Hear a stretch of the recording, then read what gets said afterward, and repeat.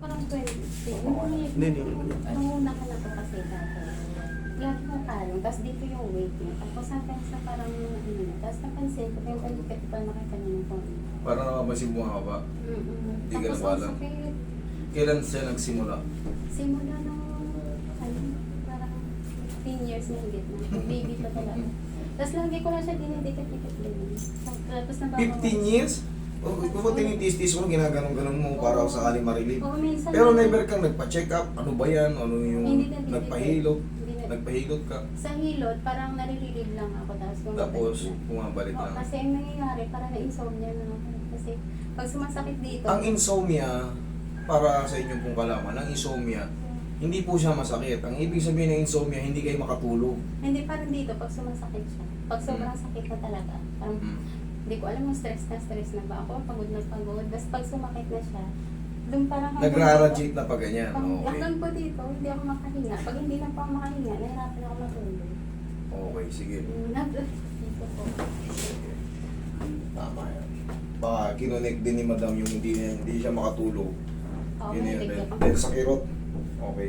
Pero ang insomnia kasi, kung ano lang sa akin lang to. Hindi po masakit ang insomnia. Ang nangyayari, biling tayo ng biling sa higaan. Kahit anong gawin natin, natulog tayo ng alas 9, humiga tayo alas 9, alas 10. Makakatulog pa rin tayo, 4, 4:30, alas 5. Pero hirap ako huminga pag sumasakit dito. Yan, connected yan, yung pag-breathing. Kasi ito, once na may sira itong shoulder natin, kumukonekta rito. Ngayon, pag medyo matagal na, katulad daw, sobrang tagal na, 15 years na, yung blade na yan, kahit nga month lang eh, hindi years eh, talagang nagre-receive ng pain yan. Pero never kayong na-disgrasya.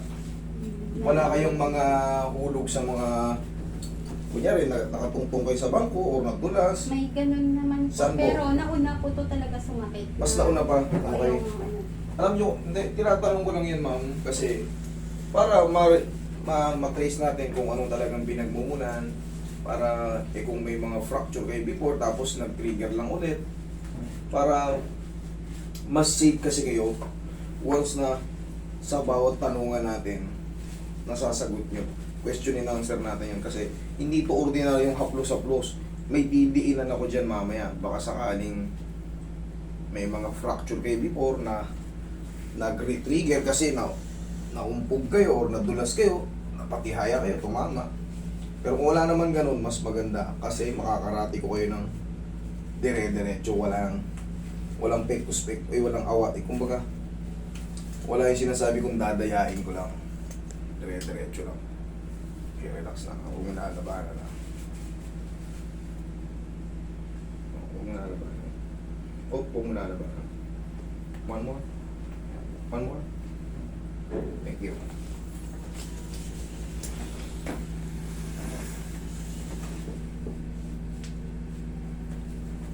Relax na. Huwag mo matakot.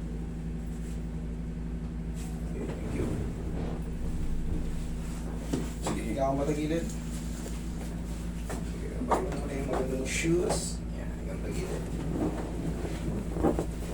Yan. Sige, labas mo itong balikat mo. Yung tagilid lang po. Yan. Tupi ito. Okay, thank you.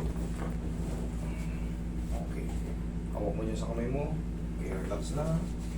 Kung nalalabanan, lambutan mo lang ito. Lambutan mo lang. Sige, lambutan mo lang. Other side.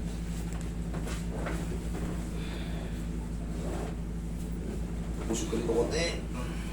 Straight yung nasa ilalim. Tupi ang nasa ibabaw. Lagay dyan. Hawak dyan.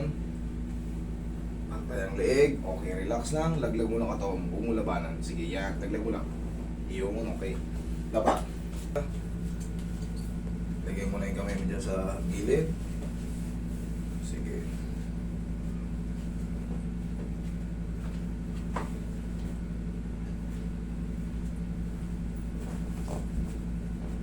Okay. Komportable ka, nakakahinga ka na maayos.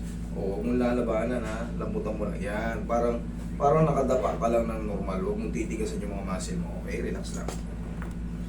Okay. Relax lang. Okay, lambutan mo lang. Thank you. Nasaktan ka ba? Hindi naman. O, wala. Relax lang. Hayaan mo lang akong mag-adjust sa'yo. Yan, sige pa. Hindi ka naman masasaktan yan. Basta huwag nyo lang kukontrolin, huwag yung tigasan yung mga muscle nyo.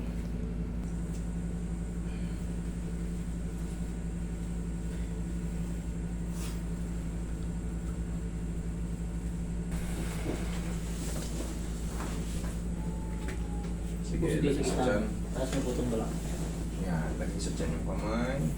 Okay, yan. Relax lang ha, huwag lalabanan ha. 15 years, grabe. Okay, inhale. Isa pa, inhale. Yun, exhale. Huwag lalabanan ha. Thank you. Diyan ka lang. Ma'am, ganito mangyayari dyan. Ngayon, may mararamdaman ka pa dyan, pero less na. Hindi na yung ganun kasakit na parang kailangan mo yung ganun. Hindi na. Sa loob kasi ng 15 years, sanay na yan siya na mali yung position ng shoulder mo. Ngayon, nakapasok na yan dyan ng maayos. Naramdaman mo yung mga na-adjust dyan. Yan na yun. Pero, 1 week, ano na lahat yan? Back to normal ka na ulit. Okay? Upo ka. Makakaramdam ka ng 1 to 2 days, parang yung may kirot-kirot pa ng konti. Pero hindi naman yung sobrang kirot. Kumbaga, pabawas habang lumilipas yung isang linggo. Yun ang estimation ko Estimation ko lang yun. Pero, sana, Pag bumalik pa, Isang araw, wala na. Pag bumalik, wala na po. no problem. No problem. Huwag mo lang muna itong ibuhat ng mabigat ha. Kung ang mga bubuhati mo lang ay mga lightweight lang, no problem. Pero yung maglilipat kayo ng bahay, mag-usog ka ng mga supa, magbuhat ka ng mga kung ano-anong mabibigat doon, huwag muna. Patulong ka lang. Ano ba, may work po ba sila? Yes po. Ano po bang, may buhatin po ba sa work? Meron po. Meron po. Ano, gaya ng gaano kabigat? Kasi ito, hindi mo na pambuhat to. Kasi sa haba ng panahon, ngayon lang ni ma'am napa-adjust. Puro haplos-haplos lang. Kasi iba yung may adjustment. Maaari kasing bumaba yung tinulak ko, pataas. Uulit ka na naman. Kung magbubuhat ka, dito ka. Ha? Okay? Pero kung mga lightweight nga lang, pwede naman. Pang-alalay. Okay? Hindi naman pwedeng talagang iiwas mo ng hindi. Maano naman yan eh. Yung mga joint na yan, talagang sakto yan dyan sila pagka Maliban na lang kung kayo ay nadisgrasya sa motor, naputulan kayo ng mga ligaments, tendons, ito naman hindi. Baka lang kasi lumagutok pag mabigat ang binukat. Pero ito, sure ball na yan.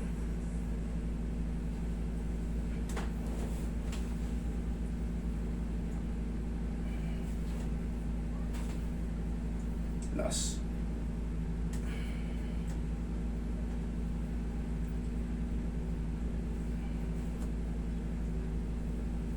Oh, check mo ngayon yung tindig mo. Tayo ka, tignan mo yun. Ganun-ganun ka. Check mo. Pakiramdam mo. Pakiramdam mo yung mga ayos naman. O ano, masakit o ano. Ano? Na ano pa eh, malamig pa yung Okay, malamig. Pero yung bukod sa lamig, may pain siya, ngalay, ano? parang nabawas. Okay, yan yung sinasabi ko.